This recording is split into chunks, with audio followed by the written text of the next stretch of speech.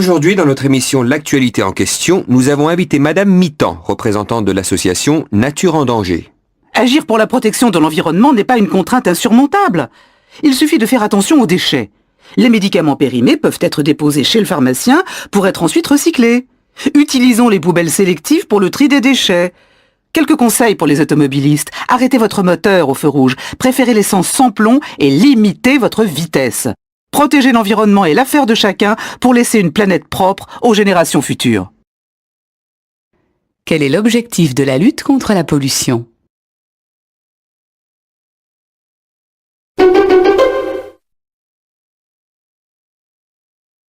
Pour nous occidentaux, c'est quelque chose qui peut paraître récent. Il faut savoir qu'en Asie du Sud-Est, il y a déjà une grande consommation d'insectes.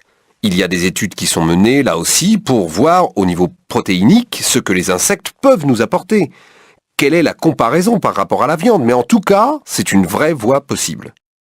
Alors, il y a un petit marché émergent en France, qui reste encore un petit peu rigolo, sympathique, de l'amusement avec des gens qui se font un petit peu peur en mangeant des grillons et des sauterelles. On se dit tiens, c'est étrange, on a l'impression d'être dans un jeu de télé-réalité, et pourtant il y a déjà des populations, des gens qui en mangent régulièrement depuis des millénaires.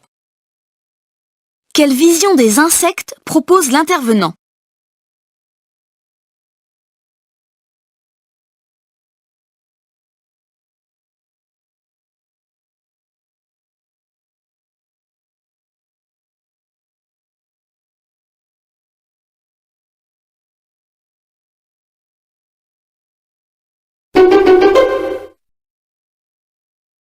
Bonjour à tous, bienvenue dans votre quotidien de la mer. Vous voulez apprendre à voguer sur un voilier ou tout simplement vous perfectionner? Aujourd'hui, nous sommes avec Arnaud, stagiaire à l'école des sports nautiques. Arnaud, première question. Comment différencie-t-on le stagiaire du moniteur dans votre école? Quelqu'un qui est moniteur, c'est quelqu'un qui a déjà la vocation de travailler pour l'école, même si c'est du bénévolat. C'est vrai que moi, pour l'instant, même si je connais bien le milieu de la voile, c'est plus un loisir à côté de mon activité professionnelle. Ce qui veut dire que, quand on est stagiaire, on enseigne aussi, on encadre. Non du tout, le stagiaire est juste là pour apprendre. Par contre, après, sur un bateau, chacun peut apporter ses compétences, ce qu'il sait, et c'est ça aussi qui fait la richesse des stages. Quel est le rôle de l'école des sports nautiques?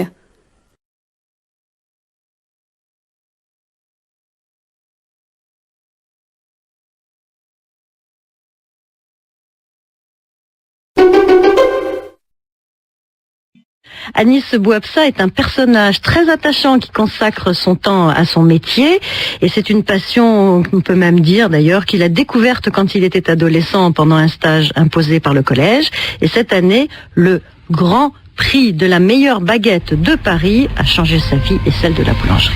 Gagner ce concours, c'est magnifique. J'ai eu beaucoup d'Allemands qui sont venus visiter la boulangerie, des Américains, des Espagnols, des Suisses. Il paraît que vous êtes sur le circuit des Japonais, c'est ça? Oui, il y a des magazines japonais qui ont sorti des photos sur la boulangerie.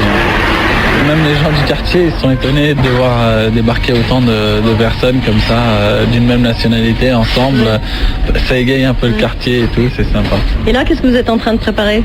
Toute la soirée, je cuis du pain chaud, donc là, je suis en train d'envoyer des baguettes au four. Et il y a toujours du pain chaud, en fait. Qu'est-ce qui fait que votre pain est excellent? Moi en fait je travaille beaucoup sur des longues fermentations. C'est-à-dire que je vais pétrir aujourd'hui et je vais utiliser que la pâte demain pour faire mes pains spéciaux. Donc en fait je laisse des très très longs temps de fermentation avec très peu de levure. Donc ça fait que c'est des pains qui se conservent très bien et qui ont un bon petit goût dans la croûte qui est caramélisée, noisette, donc c'est assez sympa. Quel est son secret pour faire du bon pain?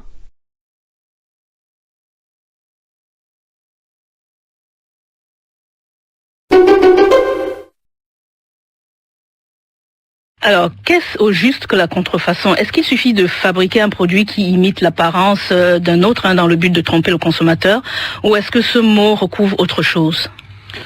dont le mot contrefaçon recouvre, quelle qu'en soit la forme et les modalités, le fait de copier un produit, alors dans sa forme, dans ses caractéristiques, dans son apparence, et de prétendre tromper, et de vouloir, pas prétendre, de vouloir tromper le consommateur en lui offrant un produit qui n'est pas le produit original. Donc ça peut être des contrefaçons de brevets, des contrefaçons de marques, des contrefaçons de dessins. Bref, c'est l'ensemble de la propriété industrielle qui est concerné par la contrefaçon. Alors le mot contrefaçon a une connotation péjorative, sous-entendant un produit de mauvaise qualité.